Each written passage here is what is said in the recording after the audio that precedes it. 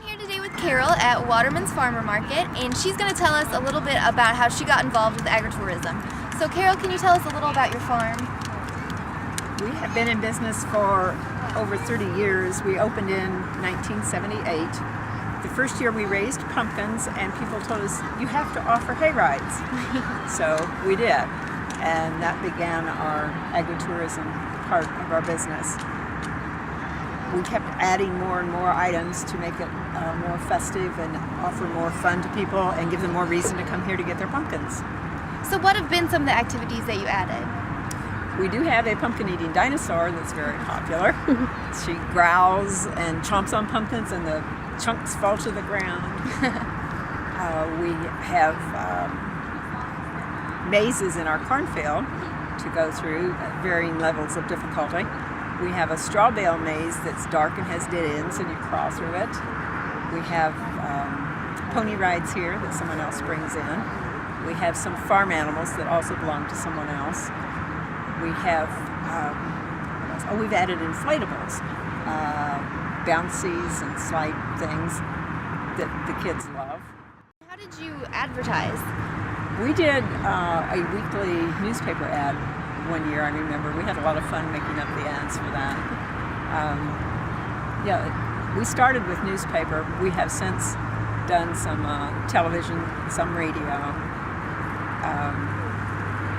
And now we're at the point where we don't need to do nearly so much advertising. Mm-hmm. So you found it was more upfront, and then once you built that base, it was kind of taken care of? Right. You obviously have a lot of different activities here, so what would you say would be the best for a farmer who's just trying to break into this and get started? What would be one of the easier ones for him to try, first of all? Okay, I think a simple thing is to make forts and tunnels out of straw bales. That gives the kids something to do. You want to make it a memorable experience, something that's fun for them. Be really conscious of the construction because you have to assume that a herd of elephants is going to go through this. When you're designing your structure, make sure that it's really, really sturdy. One thing that the public requests is hay rides, and that is a great thing to add, but it isn't easy to do. You need a tractor, a wagon. We have 13 wagons or more. I've lost track of how many wagons we have. You need a driver, you need insurance. So it isn't like, it's not a small investment. Of course, if you're already a farmer and you have those items, it may not be that difficult, but it is very popular. And my husband constructs our wagons, and he does a really terrific job of making very, very sturdy, safe wagons that are easy to get on and off of, too. And one of the more unique things is you have a second location that also features fall activities. Can you tell us a little bit about that and how you got started with a second location? We got involved with the second location when we went to an auction and outbid everyone else. It had been a Aaron's strawberry patch, and it is a wonderful location for growing strawberries. It's about half an hour from this location, but we don't own the land, we own the business. The land is owned by the water company, and at this point they're giving us a year-to-year lease. So we no longer grow strawberries there, we grow annual crops.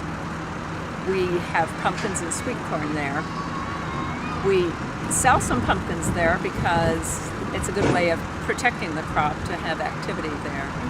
And my daughter has worked on developing that location. She is an artist, so she focuses on activities that are related to art, that are lower key than the high energy items that are here.